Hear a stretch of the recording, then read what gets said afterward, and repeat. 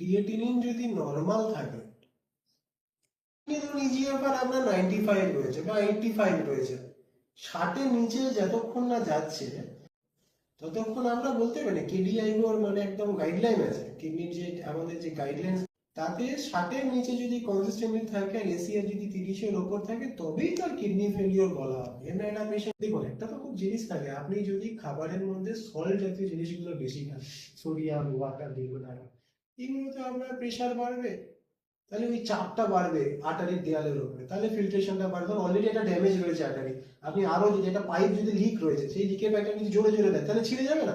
ঠিক সেরকমই আপনাকে সল্ট রেস্ট্রিকশনটা কমানো নয়, বন্ধ করা উচিত। যত স্মোকিং করে নিকোটিন থাকে তো ভ্যাসো কনস্ট্রিকশন করে রাখছে, তাহলে আরো আর্টারির উপরে চাপ বাড়ছে। স্মোকিং ছেড়ে দিন, আর্টারিটা নর্মাল একটা রিল্যাক্সেশন কন্ট্রাকশন করবে। ওমেগা 3 ফ্যাটি অ্যাসিড বা আপনি ফ্যাটি ট্রান্স ফ্যাট ওলা খাওয়াটা কমাতে হবে যাতে আর্টেরিয়াল স্টিফনেসটা কম থাকে।